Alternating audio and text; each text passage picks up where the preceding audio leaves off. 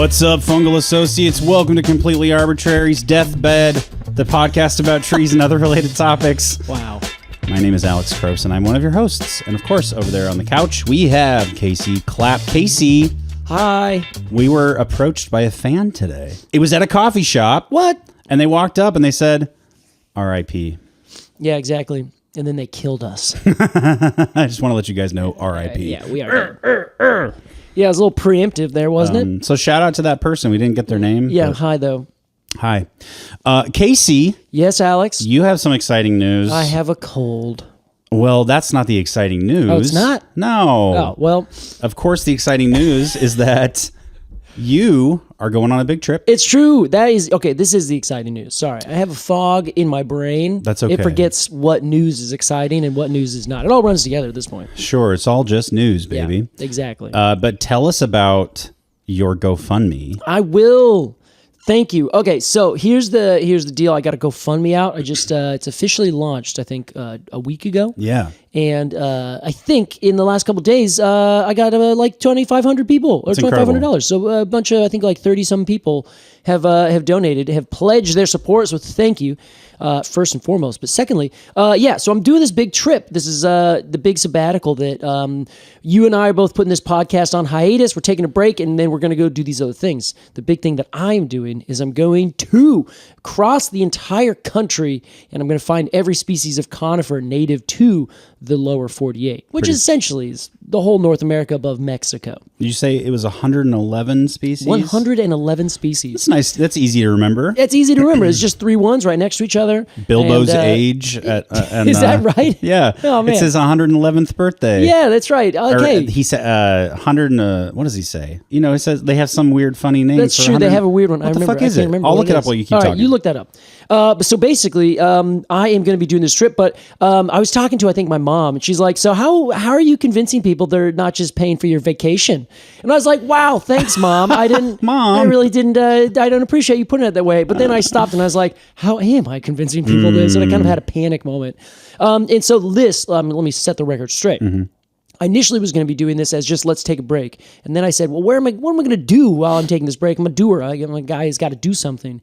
And so I realized, well, you know what? This is a good opportunity to write a new book that is based on this kind of travel that I'm doing. And it's going to be one of 2, I hope. One will be a photography book. So I'm going to go find all these trees and I'm going to document them in a way that will be mostly looking at cones and bark, honestly. But mainly, I was like, man, there are no like beautiful photography books. It's just show off all the conifers that we have in this country. 111. So I decided that's what I was going to do, and I needed a break from such intense, taxonomy stuff and the tree ID stuff that I was doing. So I was like, what if I just go take nice pictures and I just give everyone this beautiful book? So that is my main goal, is to go find these trees in order to take these photos of them and kind of write a story about them and take you along with me. So I'll be doing videos on YouTube. I'll be doing essays, putting out all this cool content over at Supercast on my own Patreon. And at the end of this, a year from now, 2 years probably at the end of the day, I will be making a book. It will be a photography book that covers all the conifers in the United States. Awesome. And so that's really what I'm looking for backing for. If I was just taking a vacation, I would give you nothing and I would ask nothing from you. But in this case, I'm like, well, actually, I need to get a better camera. I need to actually fund me getting out there. Got to build my truck up in a way that I can actually live and work from. So that is why I'm saying if anyone is willing and able, I'm taking donations and I will be giving the book away to people who are the funders. But technically, I can't say that on GoFundMe. So, just go give whatever you can if you're interested. And then I'm going to put you all on an email list and I'm going to say, hey, everyone, here's this book that you can take a look at the end of it. Yeah. And you didn't hear it from us. You didn't hear it from us. Don't tell GoFundMe. But as a small aside, the publisher who I have my initial book from, Mountaineers, they were like, hey, I think might be room for another conifer book. Are you interested? And I was like, am I interested? Say less. I'm already doing it. So so if everything works out, we're kind of in just beginning negotiations on that. Hell yeah. Then I will actually have another tree ID book, another hard science look at all the conifers of the United States, including the ornamental ones. So wherever you're at, I'll tell you how to identify conifers. So the second book there will be, because Casey thought, I'm not doing enough. on this on this break, on this hiatus. Let me write not one, but 2 books. No, exactly. The second book, will it be like kind of a complement to the photo book? No, I think it could be, yeah, but I think it's going to be kind of just 2 separate things. Unofficially, okay. Yeah, there's going to be the photography book that's like, I just want to put this on my coffee table. I own a chalet Airbnb, and I want people to look at pretty photos when they come and sit here. There you go. I yeah. want that. I want this to be like your standard issue. Go to the dentist. Coffee table book. Hell yeah. Yes, so that the ID book, that's like a separate idea entirely that just has this like synergy, the big word of the day. So this synergy of like, I'm already going to be looking at all these trees. I'm already going to be becoming like a naturalist expert, ideally on all these conifers. I might as well expand that out to, another couple dozen non-native ones, and then write it in a more technical way. So I think companion's a reasonable idea, but no, mostly it's just 2 different things. Cool. Well, Now, yeah. Oh, I got one other thing though, Alex. go ahead. Well, because I was like, well, if you give me a little bit of an extra push, there's going to be a lot of broadleaf trees out there, and this is. Oh boy! Oh, look around. I don't want anyone to know. I'm going to be making a hidden book also. I know this sounds like, what, Casey, you're taking a break. Now you're writing 3 fucking books? What the hell? This one's going to be just strictly, I think I might even self-publish it. I haven't decided yet. There's going to be a lot of broadleaf trees. So I've decided I'm going to take pictures of broadleaves. Okay. And there's this book I found that I'm kind of basing, there's 2 books I'm basing my entire next 2 years of my life on. One is an oak book that just has pictures of oak leaves, and that's it. You flip over it and it's like oak 1, oak 2, oak 3, oak 4. I want to do that, but for like every broadleaf tree I come across. Cool. So I'm like, here, as a special bonus, if you are a supporter, I will give you also this book, or give you first dibs, depending on how much money you give me. Sure. That it would just be like, okay, look at all these beautiful, strange leaves that I found. They're not of conifers, but that's going to be, separate side project. But, if I'm out there taking pictures, might as well take pictures of everything. Yeah, why not? So that's what I'm going to do. That's my third It could be one. like a zine. Yeah, exactly. Yeah. It'll be like a little zine next to my manifesto, which I'm also going to be maybe writing. Anyway, let's move on, Alex. Manifesto. Yikes. Yeah, so if you want to support Casey's journey here, Google GoFundMe Year of the Cone. That's right. Casey Clapp. Yeah, you can also just Google me or the podcast, and you'll find ways to get there. Yeah. Use your, come on. You got this. You got this. You got this. Casey, we got to talk about a tree today.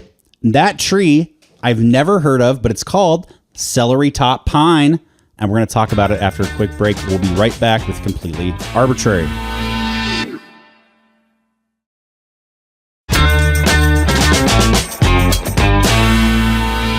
Welcome back to Completely Arbortrary. Casey's not feeling well, but he showed up anyway I always to make me show sick, up. which is great. I asked first. Don't put that on me. I know. Casey, today we're talking about a tree. We're talking about the Celerytop-Pine. Celerytop-Pine. I can't wait to talk about it. I can't wait to see photos of it because I already have an image. Yeah. Because I know what a celery top looks like. Okay. See, I was going to ask because I was thinking that like celery top, okay, kind of like carrot top. Yeah. Okay, so it's going to look like a roided out celery stick. Kind of what I imagine. Okay, that's exactly what it is. Okay. Oh my God, exciting. Nice. Well done. Well, Casey, let's imagine that you and I, are in the vegetable aisle at Whole Foods. And we say, hey, that looks like a Celerytop-Pine. And I say, describe that for me. Casey, let's ID this tree. Oh. No, come on, Alex. You can do better than that. Don't be lazy. I think... I want to say this is not a North American pine. This is very much not a North American pine. I think this might be an Australian Okay. or a Chinese Okay. or an African tree. Okay, that really narrows it down. 3 of the 7 continents. Yeah, 3 of the 7 continents. 3 of the 6 viable continents. Exactly, and a huge country at that, filled with lots of interesting trees for sure. Well, Casey, where's this tree from? Let's idea. You got it right the very first time with Australia. I knew it. Technically Tasmania, but I believe that's Oh. part of Australia. Okay. In a strict sense, according to our political geomorphisms. Now, how did I guess that just from the name? Well, my guess, Genius? I think genius is the only real answer we can really focus on here. Yeah. But if you're a naysayer, then you might have come up with an idea because it has that dash. Oh, so it's a false pine. Exactly. So this is Celerytop-Pine. pine. Okay. So it's not a real pine. So maybe perhaps your genius was actually cluing into the fact that it's a false pine. So if it's a false pine, it tends to be from someplace that A, isn't Europe, and B, tends to be where we don't have a name for the tree, so we can just say, oh, that's a this thing. Because we only have like pine, spruce, fir, cedar. Everything else is just smashed into that if it's not one of those things botanically, but we don't have another name for it in English. Okay, that makes sense. Yeah, so in this case, this has the scientific name Phyllocladus aspleniifolia. Phyllocladus aspleniifolia? Yes. Well, folius, sorry. What in the world does that mean? Man, we are just not doing it right. No. So, I mean, what does that mean? yeah, okay, great question, great question. That means it is the leaf stick that looks like aspleni. What is a spleni? It's a kind of fern. Okay. Specifically the maidenhair fern, I believe. A leaf stick that looks like a fern. Yeah, isn't that fun? Interesting.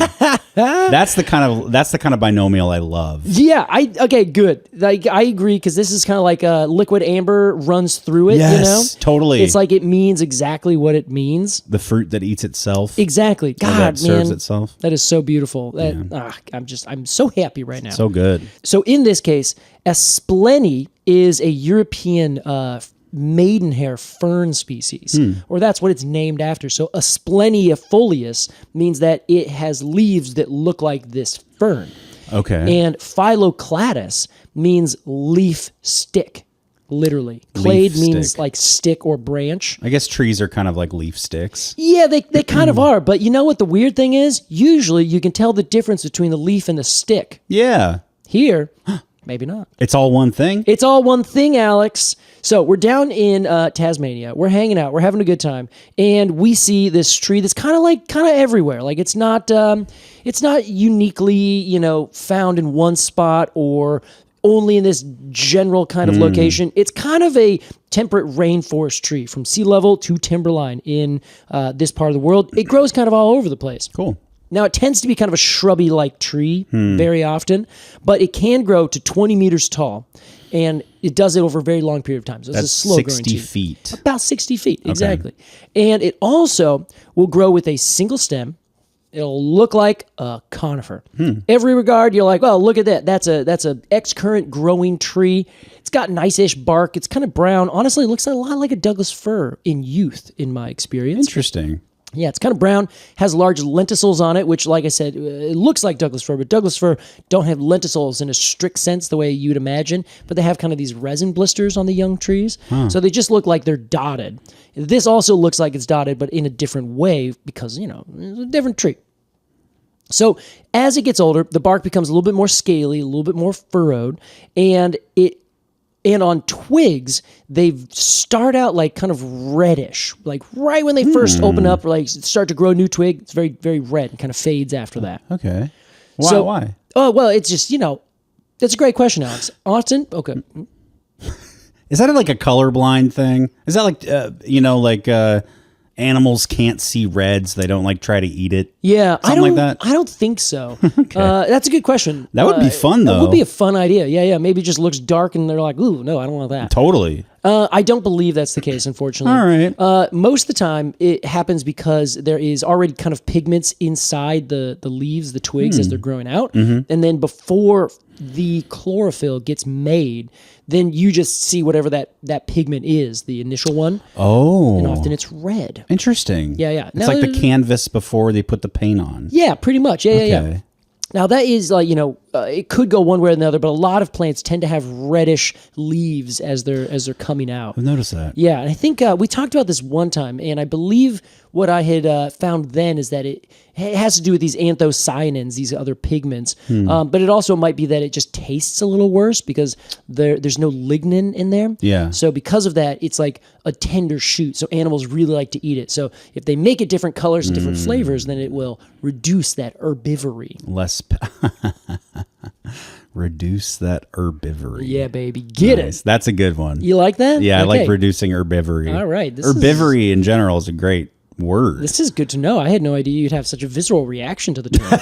It tickled me. Good. By the way, update. 11D1. is what the hobbits call 111. 111. Yeah. So everything about this tree is uninteresting until I tell you the next two things. All right. Sorry, it's just the way it is. Impress me. I will impress you, Alex. Even though you're trying to challenge me, thinking this isn't going to be that impressive, Yeah. I will show you you're wrong. Oh. Are you ready? I was personally setting you up for success. Oh, you were? Oh, Go for it. I felt challenged. Well, and now you're sick. I'm 6, and I'm like trying to. I'm not weak, You're know. You're not a chimp in the woods, my man. Yeah, if we're buffalo running on the plains of Africa, Yeah. the lions would smell me and be like, "Get him." That's first. the one. That's the one. So this is a conifer. It is in the Podocarpaceae, Yeah. otherwise known as the podocarp family. That's right. Now, people sometimes think, actually, we should put this in its entirely different family, which of course would be the Phyllocladaceae. But most people don't, because they say this is board certified in this family. But why do we think it should maybe be in a different family? Well, it turns out that it has some of the strangest leaves of any conifer I have ever seen. Yes. But before we do that, Agreed. It's outstanding. But let's talk first what keeps it in the Podocarpaceae. Okay. That's the fruit. Or, the cone. Yes. It's a cone. It's a cone in the way that like a yew berry or a juniper berry is a cone. Yes, precisely. It's kind of an alternate cone. It is alternative. it's an alternative cone. Yeah. This is a cone that is no longer a cone. This is a completely different thing. So it is a modified cone scale. Rather, let me take a step back. Do you remember the term that we used for the podocarps, which is epimedium or epimatium? I don't believe I remember that one. All right. I don't know how to say it, and I've decided I'm going to say epimedium this time. So last time, I think I made the opposite choice, and that's okay. This Yeah. is my choice now. Who gives a shit? So it's Epimatium. Okay. Epimedium. Yeah. Epimedium is a couple scales that have fused with the outer few layers of cells of the ovule or the seed once that ovule becomes fertilized. Okay. So essentially, these two scales have not only covered over the top of the seed or the pre-seed, the ovule, they have fused with it to some degree. So it's almost impossible to tell the difference. Like a jacket almost? It's like a jacket. Yes, I described it as a single seed that's covered in a burrito. Okay. Or tortilla that makes it look like a burrito. Okay, yeah. Okay, so yeah, you're imagining two full burritos just smashing on each side of a seed. Yum. Okay, a little bit different. Yes, so this is a seed that has two scales that usually the scales are just kind of like sitting there and the seeds or the ovules are just hanging out on top. Some species, like say the pinyon pines, there's kind of this part of the scale that like almost wraps around the seed and kind of holds it into place. Yes, I'm imagining. I mean, when you take the seeds out of like a pine cone, Yes. Yeah. there's these little divots. Exactly. Like they kind of sit in these little wells. Now imagine that those wells are not just kind of like these cup spaces for the seed, but they physically morph with it. Interesting. So now they are just essentially the same thing. They are fused together. One thing. Exactly. So you cannot just like easily pull one apart. They are of the same body now. Interesting. Now these scales wrap around it so you can't really see the seed. So like the seed has this extra layer on top of it, but botanically speaking, it's not actually part of the seed. And you can see it really clearly if you cut it in half. And I saw this this really good example of this on another paper talking about the cones and the fruiting bodies of other Podocarpaceae. So you can see pretty clearly, but it looks like almost indistinguishable from the outside. You're like, is that the seed? You're like, well, technically it's the seed wrapped in a little teeny tiny coat. Okay. That seed for our Celerytop-Pine is also then subtended by an aril, the same that you'd see on a yew. Yes. But it's white. Okay. I wasn't sure which part was which. Yes. It's like 3 layers of things going on here. Yes. The very center is like kind of dark brown black. Correct. Which I'm assuming is the seed and the jacket on top of it. Yes, the seed and the epimedium. The epimedium. And then the white part is Yeah. kind of surrounding that, but it's almost like a chocolate dipped almond where you have to hold on to the tip. Yes, that's totally to it. dip it, you know? Yes, And so yeah. the tip is exposed, but the rest of it is covered in this Exactly. white It's like chocolate. Achilles almond. Exactly. Yes, yeah. And that is connected to a bright red / bright purplish reddish thing called a receptaculum. Wow. Yeah, let's try that one again. Receptaculum. Receptaculum. That's a great one, but receptaculum. Receptaculum. Yeah, exactly. I saw that play. I thought it was receptaculum. Oh my gosh, I have to go see it. It works better in my head. I like that. It just sounds like an adjective. It does. It does sound like an adjective. Yeah. Yeah. That's what it's called. It is analogous. Oh, excuse me. It's an analog. It's an analog to the receptacle on a flower, which is the part that connects the flower to the stem. Okay. So the receptaculum is the part that connects the seed to the aural, the seed and the aural to the stem, the terminal bit of the actual plant. Gotcha. That's the little stem part. And the receptaculum is bright red, purplish. Very insane, right? Is it fleshy? It looks like It looks is like a little rose bit. petal Yeah. or something. I believe it is a little bit. A little but bit I have fleshy. also seen photos of it kind of dried out and looks more woody. Okay. So I think that it is a little bit fleshy because, of course, what is the whole goal of having this big flashy looking thing? It's to get eaten by a bird. Big bird? A big bird, probably. A big bird, not Big Bird himself. Yes, generally birds. Okay. Yeah. I don't know if Big Bird specifically is looking for this. He loves podocarps. He loves podocarps and all the other related plants. Including, Casey, the totara? That's a podocarp, right? Yes, it is. Yeah. And it reminds me of totara. Totally, yeah. And that's why they're in the same family. Yeah. And then most people, well, some were like, well, actually, because it has an aural and an epimedium, that actually should separate it out because most of the other podocarps don't have the aural as well. They only have the one single receptaculum and the epimation. Interesting. So a little bit different in terms of that, but everyone else is like, nah, this is like straight up an OG podocarp. It's okay. It does look old. It does, it looks old, but also like, have you seen the leaves on this? They're pretty great. Should we talk about them? Tell me about what you see. Well, it's called celery top, but I saw them and immediately thought of parsley. They look like an herb. Yes, they do. Yeah.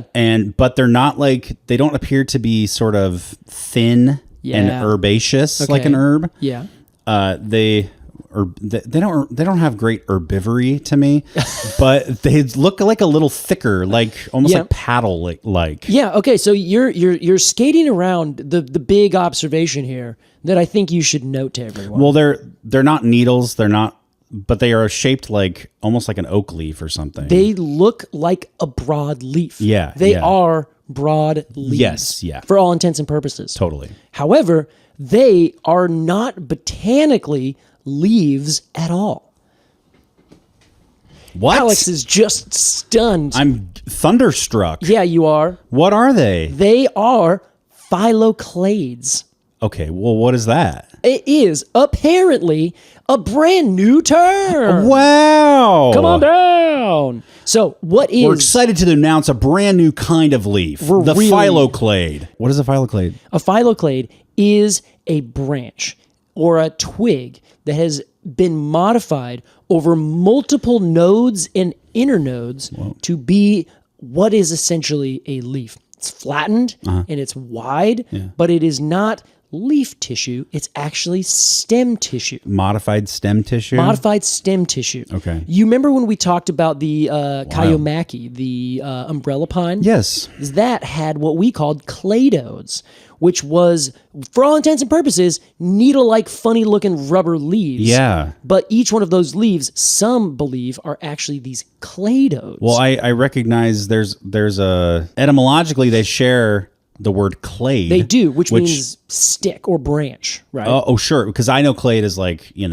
the family tree. Yes, exactly. Right. Okay. So on the family tree, if you clip off one branch, everything that is on that branch you clipped off is one clade. No matter how big or small. Exactly. Okay. Yeah. So it's just a everything collection following that. That's all following that one branch. Okay. Exactly. What is the? It's just a stick. Is a clade. That's literally it. It just means a stick or a branch. Okay. So when you talk about this, phylloclade means leaf branch, leaf, stick. Stick leaf. Exactly. Cool. So what happens here? This is the thing that like blows my mind. So a cladode, that is technically speaking a twig or some kind of stem tissue that is modified to do what the leaves do, but they only do it at one node or one inner node.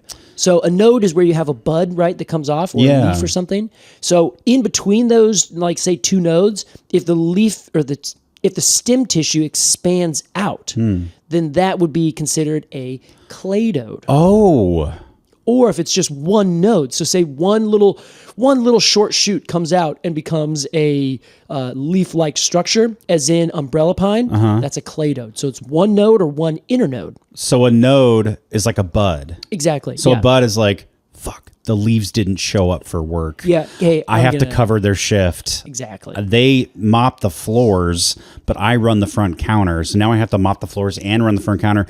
I'm going to grow all these extra arms to do both. Yeah, exactly. And I'm going to evolve the ability. Now, you said they do what a leaf does. Yeah. Do they photosynthesize? They do photosynthesis. That's where they have all of their chlorophyll. Wild. Yes. So for a phylloclade, that is in fact an entire section of nodes and internodes. So it's more like, instead of just being one little discrete area, it's the whole rest of the twig, basically. Whoa. So what happens here, and why you look at these leaves, so if everyone looks up these plants, which you should. Sneeze number 2 has been swallowed. Sneeze number 2. See, I'm not even trying. I want them to come. I want them to get out of me. You see, your head is going to start expanding. Yeah, is that how that works? Like Aunt Marge. Oh, yeah. And eventually you're going to pop. Yeah, probably. And you know what? There's not even any pressure. It's just that anyway. So if you look at these leaves, you will see pretty clearly that there are veins in there. So it looks a lot like the ginkgo, honestly. This is like the most ginkgo-esque leaf I have ever seen. You can notice there are more or less parallel veins that come out and end in this kind of serrated margin. The whole leaf itself is kind of triangular or rhomboid shaped. So it's kind of this longer kite-looking shape. It's like palmate, but long. Yeah, that's fair. It's long palm. It's longate. It's... Oh my God! Don't get me started on long. No, he's a conspiracy guy. Don't even get him started. Is that make sense? I think so. Yeah. Is that make sense? Does yes. Okay. So what's fun about this is that you can actually find the leaves themselves, the proper leaves, if you look on newer twigs that are growing up. They are these teeny tiny little like brown scale-like bits that grow along the stems. So there are leaves. But they don't do any leaf action. They are really just kind of vestigial. They just kind of are there. And they're just kind of like, hey, I technically grew anyway. I'm dead now. I remember vestigial. It means that like an appendix. Yes, like exactly. It maybe used to do something, but it has become inert, but it hasn't evolved like out physically. Yes. So it still the plant still has them, but they don't have any purpose. Exactly. Yes. Now I should note, just to be very clear, it's vestigial, not something that you said. Vestigial. Yes. I don't want anyone to add us and say, well, actually, you pronounced it wrong. Vestibule. Vestibule. I know what a vestibule organ is. Yes. So that is, it's precisely it. So basically the true leaves don't do anything. But if you look at the very bottom of little teeny tiny brand new shoots, like a little seedling just growing out, you can see the teeny tiny little normal needle-like leaves just growing out. So it looks like, oh, there's a little pine tree growing right there. And then it turns into a completely different beast. They're needle-like. Yes. Oh my God. But that's only these like the cotyledons, like day one leaves. Everything else after that transitions to be non-functioning leaves on these modified stems that grow out and look and act and are, for all intents and purposes, leaves. Wild. Broad leaves. Now, why? That's a great question, Alex. Explain yourself. I'm so happy you asked. So this is kind of something that I was of course, very curious about. I'm like, well, this is a fascinating little tree because it's growing like a broadleaf tree. And we've talked about with the podocarp, with junipers, with yews, that they have gone the way of birds. They've gone the way of broadleaf trees. That's right. They basically say, hey, great, this bird, these little mammals, they're going to eat all my seeds and all my fruits, my quote fruits. Then they're going to distribute my seeds. That's a great idea. I'm going to do that. You get convergent evolution that basically says, I'm going to make a fruit that has seeds in it that then will be dispersed. So these podocarps down in the southern hemisphere, broadly speaking, they have evolved under different circumstances than what happened to the conifers up in the northern hemisphere. And this is something that I kind of read up on just as an idea. I was like, you know what? What is the difference? And like, why is this like this? Are the Phyllocladus, are those trees the missing link between essentially broadleaf trees and conifers? Interesting. So I had this question. Other people have had this question too. No, is the flat out answer. Okay. There's not this like, missing link situation that we're dealing with. But because conifers evolved into broadleaves. Yes. Conifers were first. Conifers were first, and then broadleaves came along. Exactly. Were wildly popular, and conifers are on their way out. Well, that's kind of what some people have seemed to think. Yeah. But the thing that we just did is actually a bit of the problem, according to a wonderful article that I found that basically says we have what they call a Pinaceae panacea, which I thought was fun. Okay. And this is in an article called Cones and Consequences, the false dichotomy of conifers versus broadleaves has critical implications for research and modeling. The false dichotomy, okay. I love me a false dichotomy. Me too. So basically, this article starts out by saying we are always using the term broadleaf against conifers. Yeah. Though conifers, if you take the global conifer grouping, are not in any way shipped over into just, they have needle-like leaves or they have scale-like leaves. Actually, that is a remnant of the northern-centric science, northern hemisphere specifically, focus on what we have up here, which is pine species. Interesting. Things in the pine family more broadly, and a certain group of the Cupressaceae, which is the cypress family. Those are the junipers, your cypresses, western red cedar, things like that, giant sequoia. Yeah. All those species have scale-like, awl-like, or needle-like leaves. Or they have something that is, somewhere in between. But really, you can think of awl-like kind of as the middle ground between scale and needle-like. Totally, yeah. So there's just this spectrum between scale and needle, and that's it.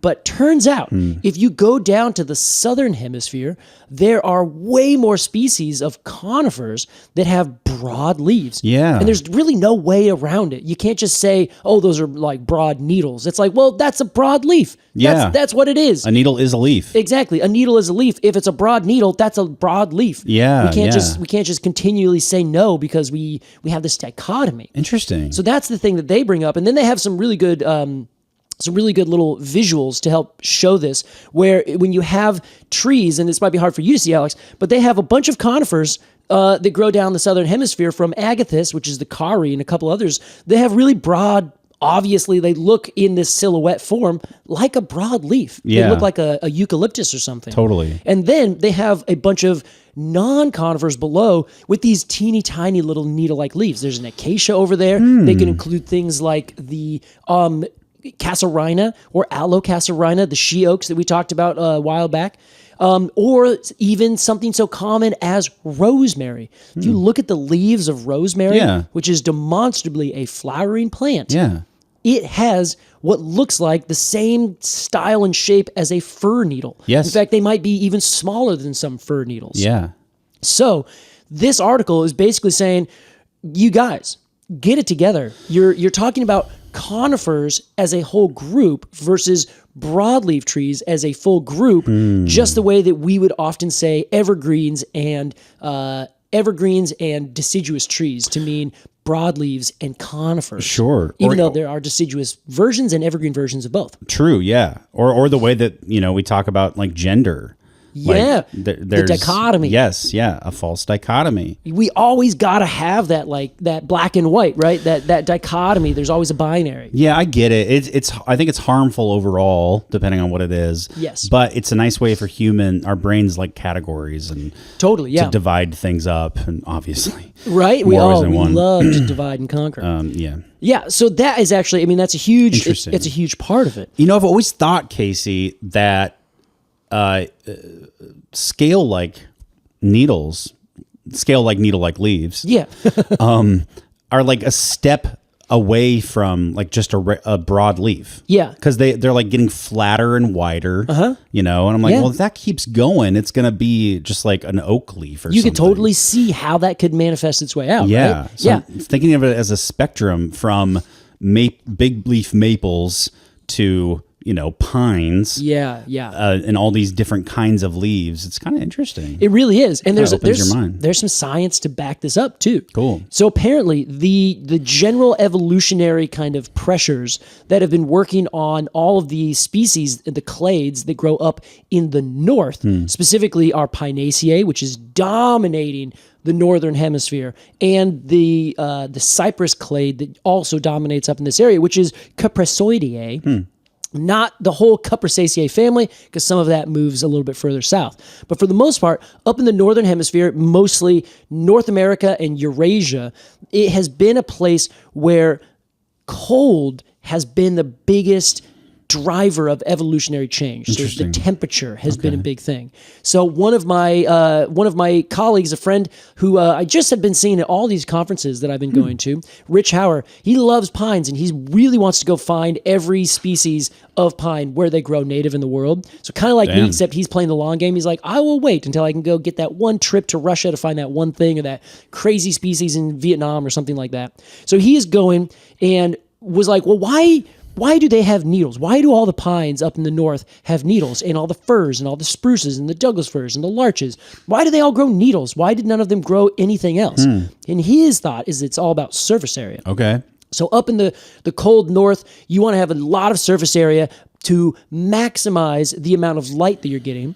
But you also want to minimize your surface area so you're not like getting completely destroyed by really cool weather. Mostly if you have big flat leaves like a big leaf maple, they just lose water like nobody's business. Or if they are too waxy or not waxy enough rather, you're going to lose a lot of water. Right. So generally you see the more intense evergreen needles and scales on trees that are minimizing each leaf's size, but maximizing number of leaves. Does that make sense? Kind of. Okay. But like, I guess I don't know. Does a needle have more or less surface area than like a broadleaf? So it has less surface area per leaf. But more leaves. So over the course of an entire tree, the surface area on conifers is much higher. I see.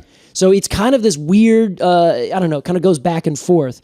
Well, mainly what we can say for sure is that there's a lot of colder temperatures and more harsh conditions in the north, and we see way more conifers develop needle-like and scale-like leaves. Okay. Then if you go south, it's not so much that you're dealing with cold. The temperatures are in fact mostly tropical. If you go down towards the equator, then further south, towards the bottom of the southern hemisphere.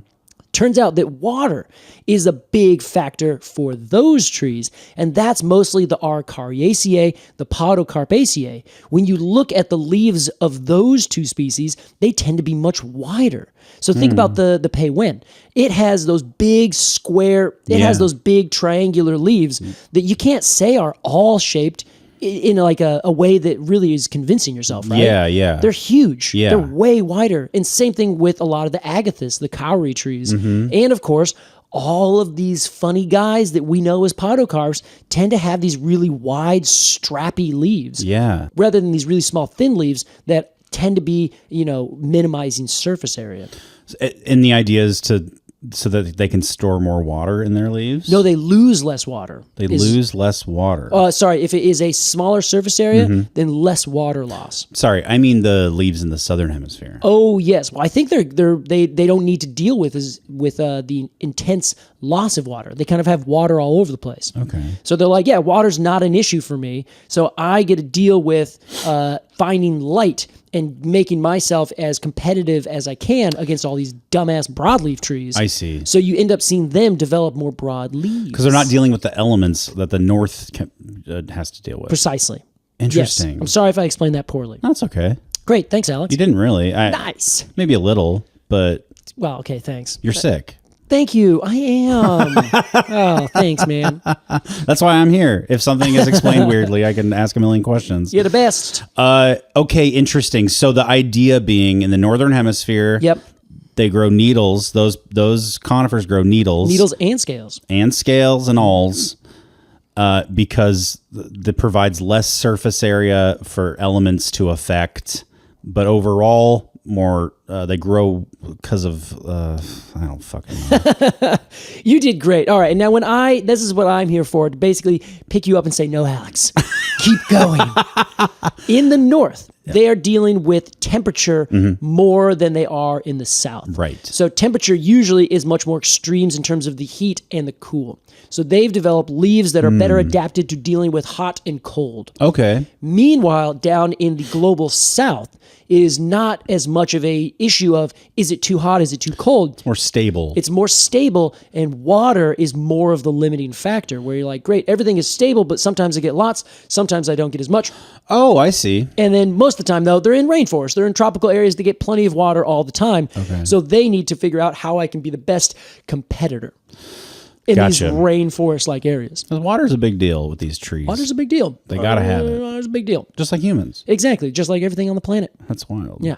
Now, there's one great example that helps this paper specifically called out, which I think we might need to cover this tree at some point. It's fascinating.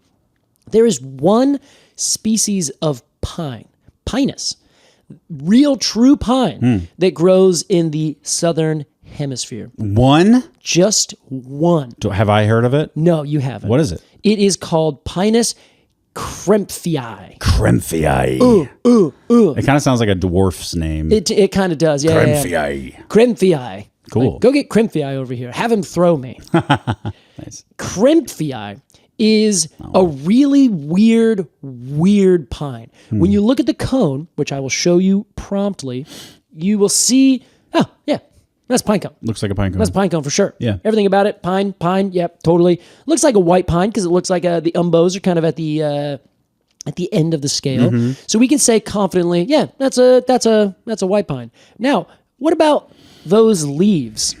They look like palm leaves They almost. do, yes. Yeah. They look to me like the leaves of the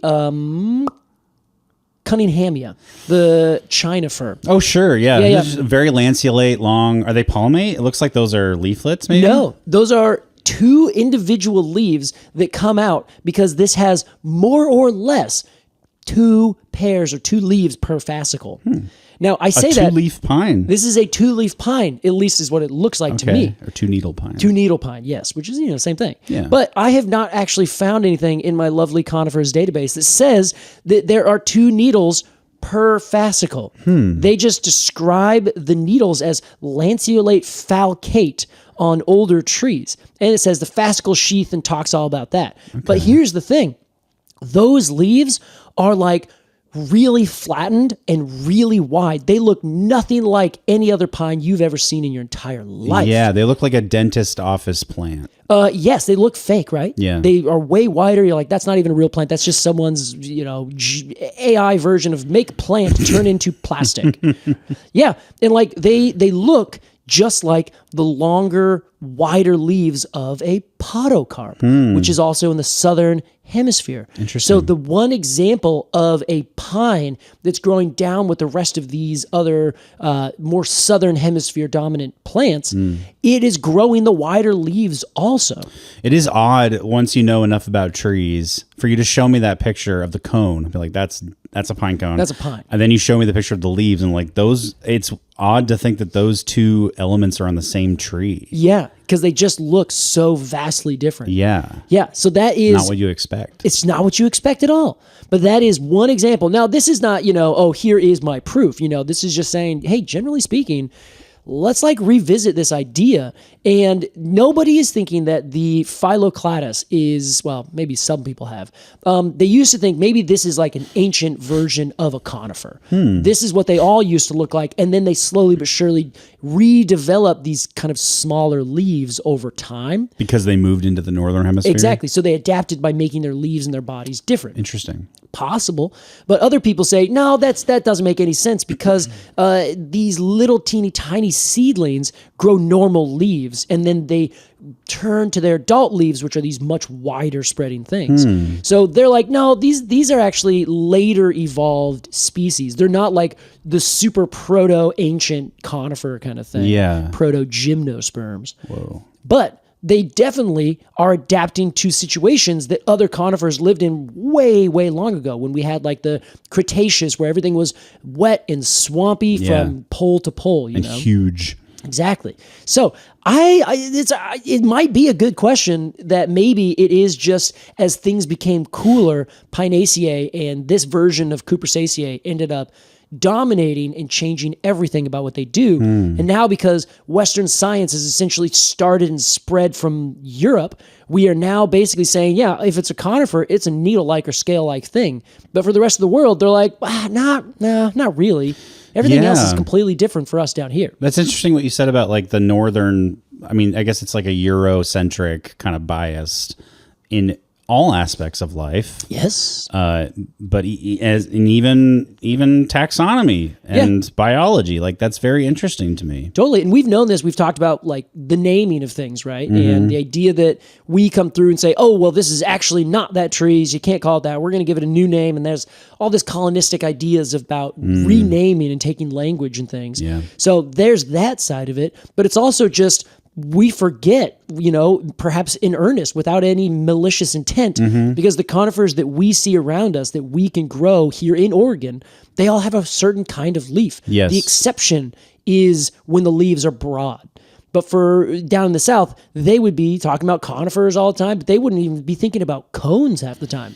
They'll be thinking about these weird berry-looking things that grow on the tataras and such. Yeah, yeah. So like the version of what is a conifer to everyone else in other parts of the world is just fundamentally different. That's interesting. I'm curious. My big takeaway, Casey, is that I think it's a good practice, and I've been doing this over the last, I guess since we started this podcast, I've been thinking about it a lot. Yeah. But looking at everything, every category as a spectrum. So like trying to get rid of binaries. It has to be this way or that way. You're like, well, there's like a million options in between those two things. Absolutely. And like break your mind open and be like anything. I guess trans people have taught me that anything can be anything. Yeah. Okay. And anyone can be anyone. And just like ignore every dichotomy you've ever been taught and just take the thing for what it is. Yeah. However you feel like this makes sense, that is fine. Yes, totally. That fits. We don't need to like put it in one category or the other. Yeah. And it doesn't have to break your brain. Now, to see, do it, this is like the big kind of thing that I think we're hitting on our last season here is all these ideas that we used to kind of think about are really like over 5 years of talking about trees. We just keep on finding all these exceptions to these hard and fast rules. Yeah. I mean, 2 weeks ago, we talked about the limber pine versus the southwestern white pine versus the Mexican white pine, and where you can't actually draw a line that says when does one stop and the next begin. Right. We know there's hybrid swarms all over the place where there's different species interact and start to hybridize amongst themselves. But that's like a very particular area. It's like, oh, this one valley in BC where this species of spruce and that species of spruce come together. Let's just draw a circle around that, but then we have spectrum A and spectrum B on the other sides. Versus like what we're talking about here, where you're like, yeah, I mean, there's no real set definition of what something should be in nature. Nature doesn't care. Nature does not have, like what you're saying, this intense dichotomy. Yes, that's all human made. Exactly. It's our interpretations and our nice box placing. Interesting. But slowly but surely, as I've gone through this podcast, I have learned that you're exactly right in what you've said. Like, there is not going to be some way that everything is all the time. Maybe if we start getting into like some really intense like energetics and like, well, how does the molecule over here work and things like that? Then I think we can maybe say, okay, well, actually there appears to be literally one or two ways. Like physics and shit. Exactly. When you get down to like physics and chemistry and limitations thereof, then okay, I think it's fair to start drawing these kinds of lines. But as soon as you put that out into the real world to a macro level, nothing is set in stone. I think maybe like science, capital S. Yeah. It's like a good place to start. Yeah. Okay. Yeah. But keep in mind that like we created these words, we created these categories, these boxes. We put things in the boxes so we can like better understand them. But it's a good place to start. And sometimes there will be so many exceptions to the rule that is like the rule, is that there's like only exceptions. Yes, right. Yeah. And that becomes frustrating. Yeah, sure.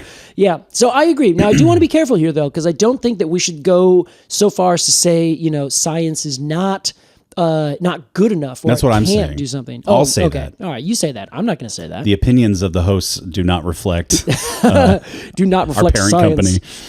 Yeah, because I think it's a slippery slope to say let's start there, but then let's just use whatever else we think our gut instinct for something else. Because I think that starts to open up the door for non-science, And I agree to the extent where science is a great place to start. And as soon as you get to this point where you're like, this isn't explaining this anymore, then you have to expand your science. You have to be more creative. You have to think outside the box. Sure. But it also... That's ultimately what I mean. Yeah, okay. I believe that's what you mean. I'm just saying... Bring religion into it. Well, that's the slippery slope. Yeah. Not necessarily religion, but literally anything. If you get to this point where you're like, well, science doesn't explain this, then it must be something else entirely. Sure. Then science can't explain it. Right. It's like, well, maybe it just needs more time. Yeah, I can't explain it yet. Exactly. Yeah, I mean, there was, before we knew what DNA was, we were like, well, we're pretty sure that this P over here becomes this P over here, but we don't know what's happening. And now we know exactly what's happening, and we've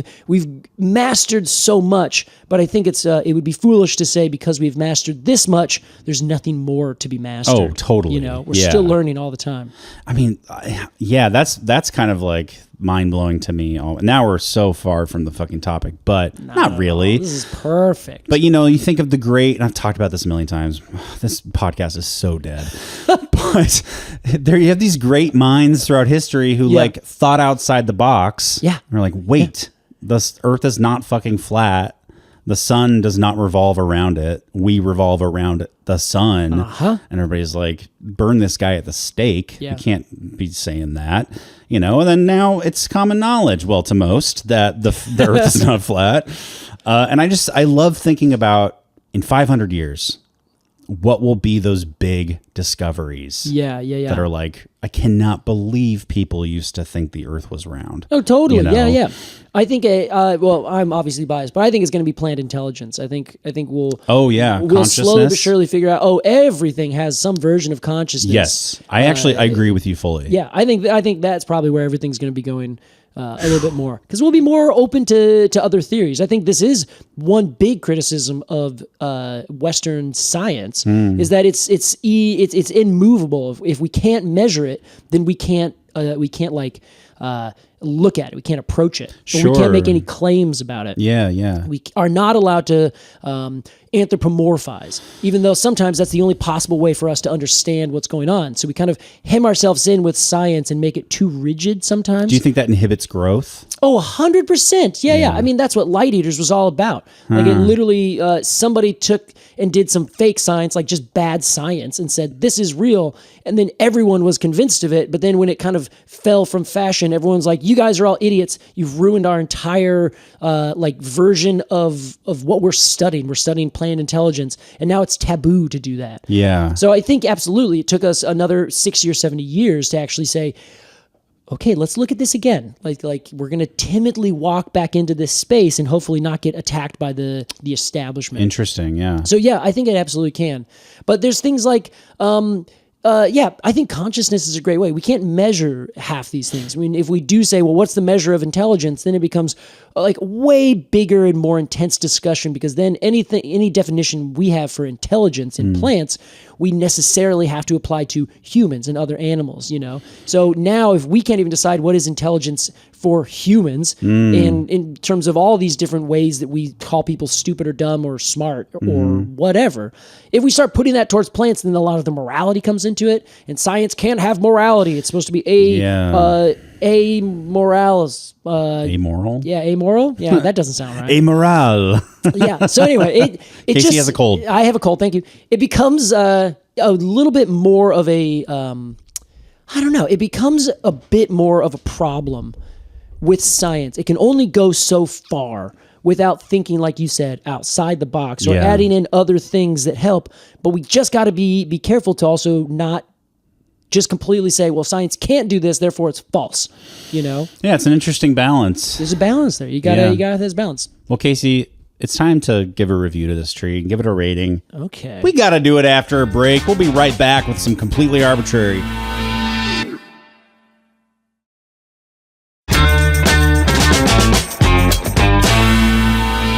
Welcome back to Completely Arbitrary. That was our discussion of the Celerytop-Pine. Celerytop. And so much more, too. Celerytop-Pine. Celerytop-Pine. That was beautiful. That's the new Celerytop-Pine theme song. Jingle. Yeah, let's put those together. I bet you we harmonized without even knowing. I'll try. It's time to give a review to this tree and a rating. And here's how it works. We're going to give some final thoughts on the Celerytop-Pine, then give it a rating of 0 to 10 golden cones of honor. And maybe these golden cones are sort of alternative cones, Casey. Yeah. Maybe they're berry-like. These are berry-like cones. Yeah. Is that what they say about, there's all this this use of in all these tree things. Yeah, sure. Would you call do people call a yew berry like a berry-like cone? Yes. Berry-like is reasonable. That's cool. Yeah. And it makes sense. Like that is another, I don't know, if anthropomorphizing would be giving it some kind of human characteristic, this is like angiospermizing, where you're basically saying, yeah, this looks like an angiosperm. So if we're going to say, oh, it acts like an angiosperm, then we should be able to, we should draw the line there too. Interesting. So I think we should be able to say whatever the hell we want about any tree. If you're trying to be a scientist, then I think go for it. Just anthropomorphize. Just use the term whenever these old crotchety people are saying, no, you can't do that, and they're getting upset. Their mind is closed. Yeah. Their mind is not allowing what you're trying to say, and they're not actually listening to what you're saying. They're just nitpicking your use of terms. Mm-hmm. And then when you try to, I don't know, get that term to be neutral, it just loses all of its meaning. It loses all of the everything that allows something to have more than what we have previously given it, which is nothing. Damn. Casey's plant rant. Yeah, got that one for free, folks. Casey, as our resident expert, we'll begin with you. Okay, so here's the deal.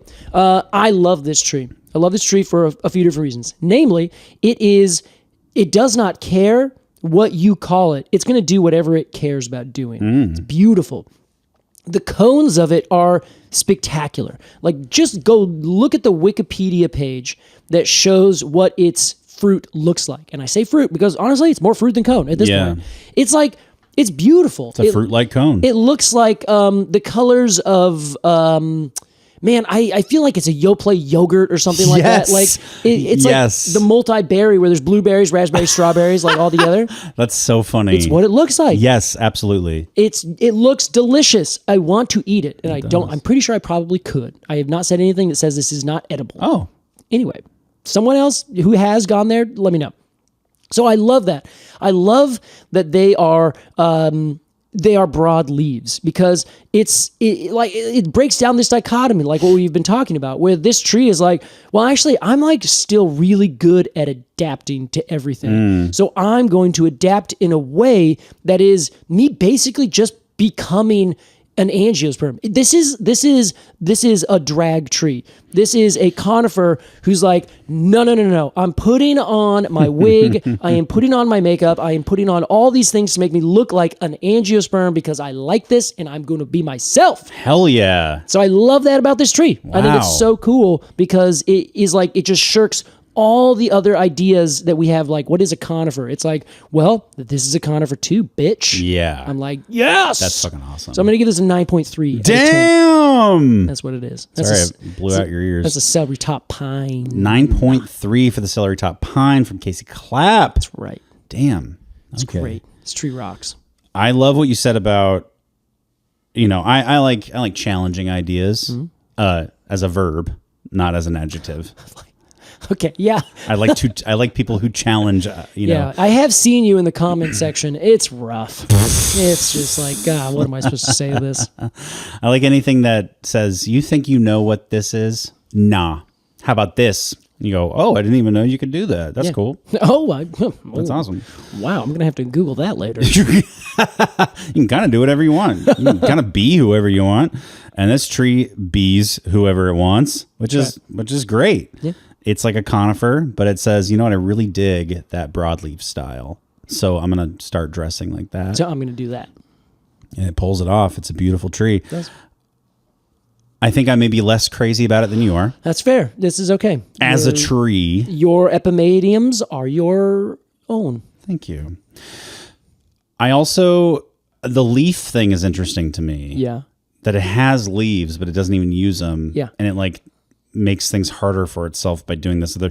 But if it evolved that way, it's really making things easier for itself. Theoretically, somehow. yeah. There's some pressure that has said, do this. And it's like, okay. Yeah. But I don't know. I think it's interesting when, what did you call it? Don't tell me. I won't. Vestigial. Yes. Vestigial. Vestigial. Vestigial with a G. Yeah. Okay. Yeah. I like that kind of stuff. I think that's interesting. It's like an ecological anachronism. It's very much similar to that, yeah. So I will be giving this tree a 7.9. 7.9. That's nice. That's a good. It's above average. Rating. That is above average according to our average. Mm-hmm. I think. I haven't done that math yet. Although, what is an average? Can't an average be? You know what? Honestly, anything? I think an average is just right down the middle of a spectrum of numbers. Yeah. Casey, it's time for a completely arbitrary AMA. Let's do it. I'm ready for this. If you want to ask a question on the podcast, you have 8 weeks left. You know what? Yeah, if you're cooking around and you keep paying attention, I bet you there'll be a couple more opportunities. Oh yeah. I mean, I don't think at this point. I think we're kind of going to do this podcast forever in some way. Gotta be, yeah. As Allie Ward said, when someone said, "When are you gonna quit? Now you got this other job," and she's like, "No, this is my forever job. Don't worry about it." That's cool. Yeah, so I agree. And as a quick little side, if you are looking to do these kinds of questions, of course, you have to get on the Supercast. Mm-hmm. If you're thinking to yourself, "Well, why would I get on the Supercast for like 2 more months? That's dumb." Well, turns out you're dumb. You're dumb. Yeah, idiot. We're gonna be doing the podcast. We're actually going to be, the Supercast ain't going nowhere. Neither is the podcast, really. We're going to be putting out a lot of extra episodes. Mm-hmm. For the next year at the minimum, we got it all planned out. There's going to be something every week for the next literal 52 months. Yeah. 52 weeks. Yeah. Wow. That too. So don't change that dial, number one. Number two, I will be putting out a lot of really fun stuff as I go on this big trip. And Alex, you're going more like reflection, honestly. You're going to like dive into some things. I'm like, I'm going to go out and go do all these things and show everyone. And Alex is like, I'm just going to go like chill for a second. Just hold on. I'm going to write some music. We talked about, this is the big year. Yes. For Casey, it's the big trip. Big trip. For me, it's the big move to Orcas Island. Exactly. That's my goal for the next year. Yeah. Well, I mean, in terms of like putting out new things. Well, you have a podcast coming out. We can't tell that right now. Yeah, we can tell. Oh, okay. You are doing another podcast. I'm not hosting, but I'm producing a new podcast. Exactly, which is really exciting. It's about wine and cheese. Cheese and wine, yeah. Which I love to death. Or wine and cheese. Yeah. So the on the Supercast, that's my focus here. Stay on target, Casey. You got this. I'm going to be putting out a lot of stuff on my own Patreon. Yeah. And all that will also be on Supercast. So you'll get a bunch of extra stuff from me and Alex while we're doing this fun trip. So don't be like, oh, I'm just what am I going to get from this? You're going to get so much. Yes, I'm telling you. The Cone Club and so much content. And this morning, the aforementioned fan we bumped into at the coffee shop, they said RIP. I said the podcast is living on. Yeah, and they said, yeah, it's living on in our hearts. And I wanted to stop them and be like, no, literally, we're not stopping putting out content. Yeah, it's going to be there. I hate that word. Yeah, it's going to be beautiful art, okay? That's what you got to focus on. But anyway, yeah, so go sign up for Supercast. If you sign up, we very well may likely still be doing a bunch of AMAs whenever I'm like, Alex, where are you? And he'll say, where am I? Casey, where are you? And then we'll do a fun AMA. Anyway, sorry. That's okay. I'm sick. Casey has a cold. You know, that excuse can't last forever. No, hopefully it lasts like only another day, and then I can leave. I get well leave soon. This behind. Get well soon, I say. Casey, this week we got a question from Noah. Hi, Noah. Noah says, well, first Noah says, love the pod. And they've been listening for a couple of years now. Love you too. We've been doing this for so long that somebody who's been listening for a couple of years has not been listening to the majority of the time we've been doing it. Oh, wow. Yeah, I suppose that is fair. Yeah, 5 years. Wow, great. Cool. That's fun. I remember Casey saying that the sequoias in the Northwest would not seed in and spread around. Okay. Is that because their seeds aren't viable or because our winters don't provide the proper conditions? Following up on that, I was curious how you feel about assisted migration of coast redwoods that felt really popular five or so years ago. Yeah. Would love to hear your thoughts. Love everything you've done. 2 shaka emojis. Yeah, baby. Rock on. Casey. Yes. I guess I don't understand how trees work. Yeah. Seeding in, spreading out. Isn't that like We're going to have to start like way back at the beginning, Alex. Isn't that very basic how trees work? They drop seeds and is that not seeding in? It is. It's literally, that's reproduction, right? Most of the time. And if the seeds aren't viable, then how are those trees there in the first place that are dropping the seeds? 100% great question. Okay. From both of you. Oh. So as it happens, so this question, I have to kind of think back because there's 2 different things here. Giant sequoia is the trees that grow up in the Sierra Nevada. That is Sequoia dendron giganteum. We tend to call those sequoias. Mm-hmm. The scientific name for the coast redwood is Sequoia sempervirens. Yep. So it can be very confusing in which ones we're talking about. So Noah said to follow up the coast redwoods that we talked about migration. And so I'm going to assume that we're talking about the giant sequoia first and the coast redwoods second. Okay. But we could talk about either. The coast redwoods are like when people talk about the redwoods. Exactly. That's like Redwood National Forest? Yeah, National Park. National Park, yeah. And state parks down in California. So basically, the sequoias, giant sequoias growing in the high Sierra Nevada, they have not really moved around. We definitely talked about that a little while ago. They have been trees that have stayed approximately exactly where they're at, like from Yosemite and a little bit further south. They just kick it. They're doing fine. They will seed themselves in. Little giant sequoias will grow up from the seed. Okay. That is not uncommon. In fact, in some different mountain ranges where they've planted them down in California, they have found regeneration. So they're like, ooh, we might actually be moving around a tree that will then reestablish new populations in different places. So that's like, okay, is that assisted migration or not? We're planting the tree, then it's creating its own viable populations, but for all intents and purposes, it's a native tree. Interesting. But it hasn't been there, you know? I think that's assisted migration. Yeah, I think it is. Literally assisted migration. Exactly. But the reason that I'm like kind of dubious on it is that, well, there's a reasonable way that tree could move there anyway, you know? But it didn't. Or it has moved away. It might have been there in the past, you know, and then just for whatever reason has not. It got a big fire came through. Other species took over, and it just got kicked out. We can't deal with MIDABs in science. We Casey. can't. We don't know. No. So in Have this you learned case, nothing from the last hour and a half? Have we learned nothing? There is yes and no, black and white.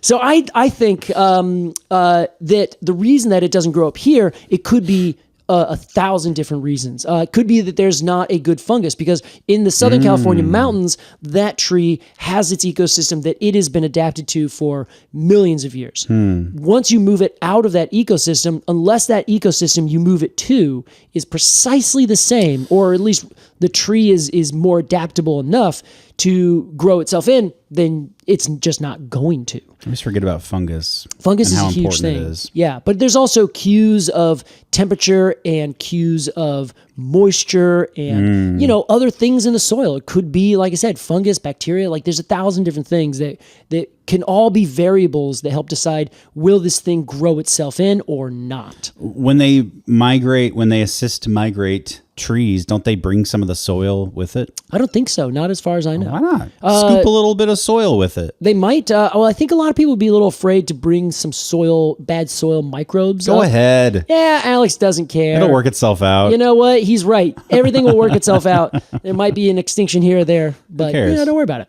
So with assisted migration, though, we're not actually letting the trees seed themselves in because that's unassisted migration. So if the redwoods just continue to seed themselves northward, that's just, these trees are moving around. It'd be like the junipers. You get rid of fires and the junipers in eastern Oregon are just like, hell yeah, baby, and they just expand outwards. Yeah. That's not assisted migration in a strict sense, even though we've stopped fires, so we are assisting the habitat changing. But we're not actually saying we're going to plant you some other place and let you grow. They've just done it on their own. So the coast redwoods, this is another kind of conflicting idea, is that they do not tend to make viable seeds. Their seeds, just for whatever reason, aren't viable. Like every 200 or something, you get one seedling that comes from it. So the population is limited.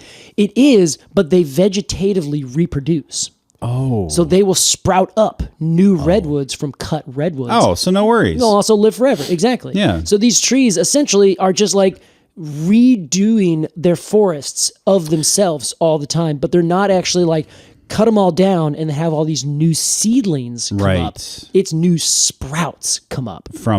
And they use existing root systems. Exactly. Existing trunks. Yeah. Okay.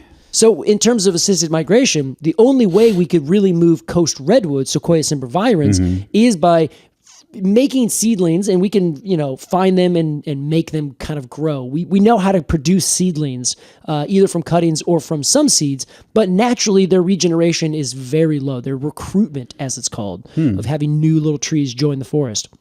So if we wanted to move coast redwoods, that's a strictly assisted migration because they're not moving themselves. They've had all the time in the world and they have not done it. Interesting. So if we want to move them, we just have to plant new forests. Then when that forest gets cut down or burned up, it will regrow from sprouts. And now we have a new population, self-sustaining, but it's not growing from seeds most of the time.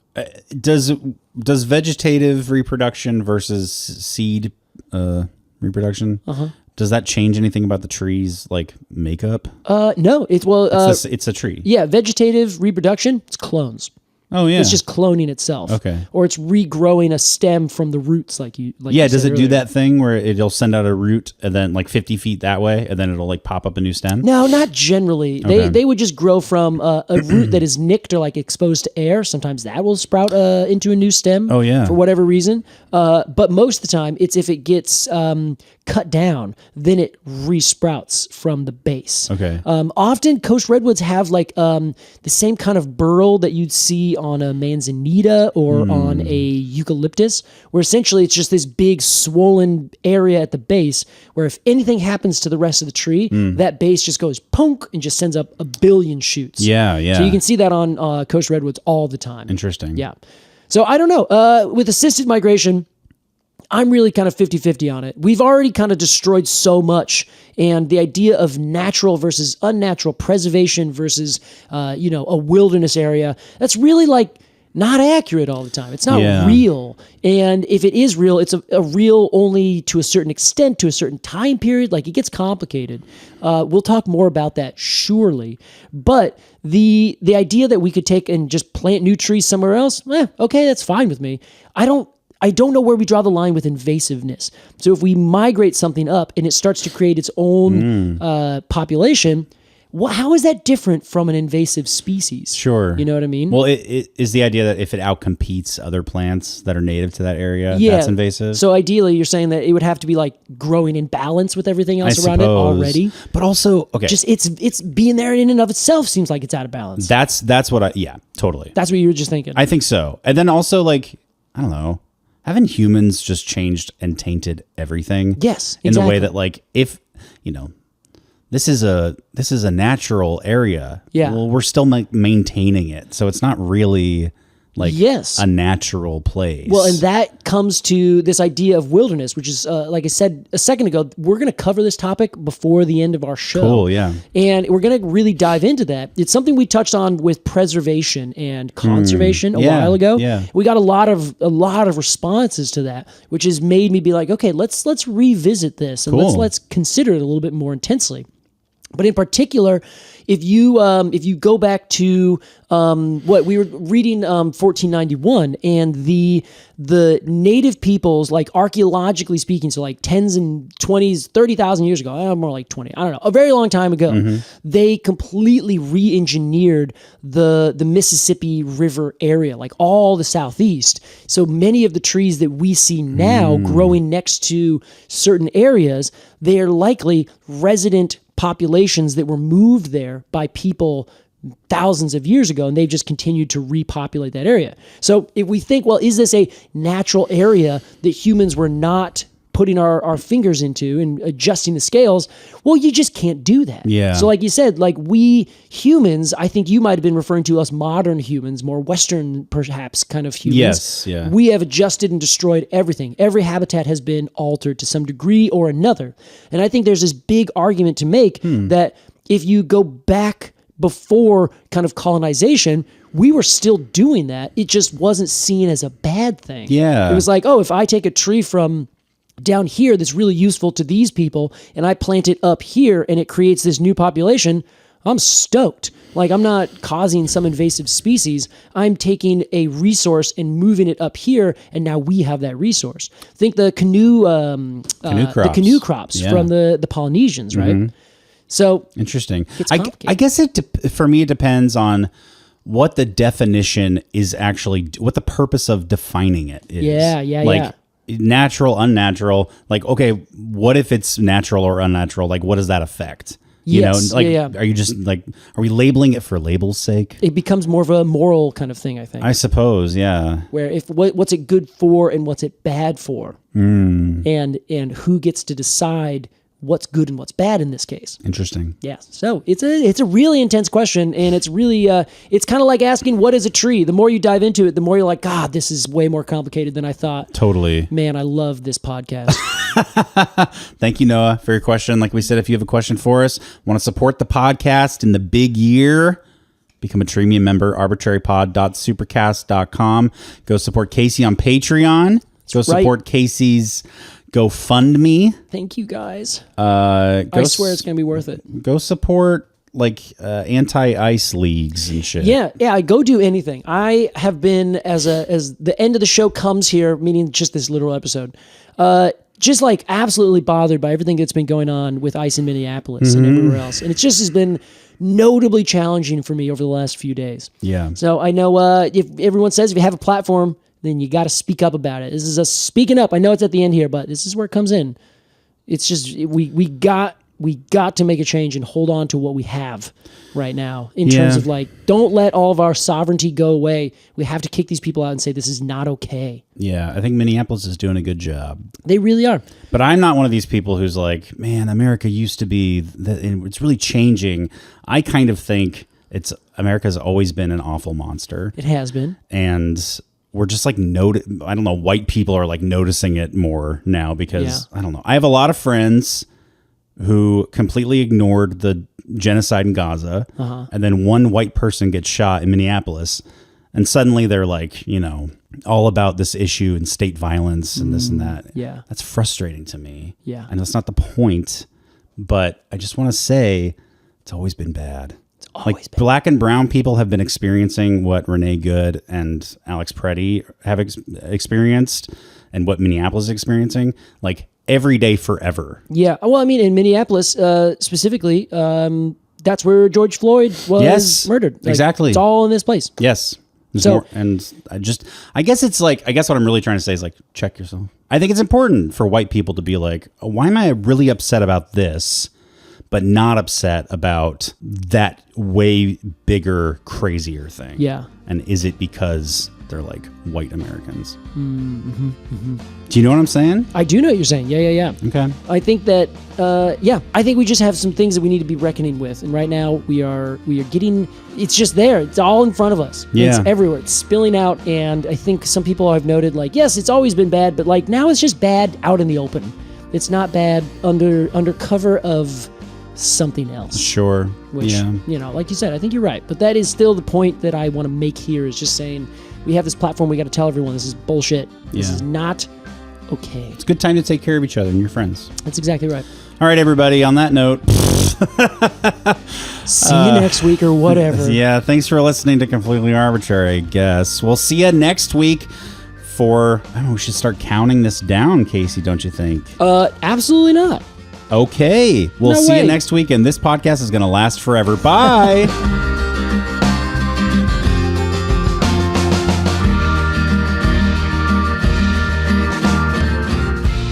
Completely Arbitrary is hosted by Casey Clapp and Alex Crowson. Our music is by Aves and the Mini Vandals, and our artwork is by Jillian Barthold. To support the podcast and get rewards in return, become a Treemium member at arbitrarypod.supercast.com. Thanks for listening.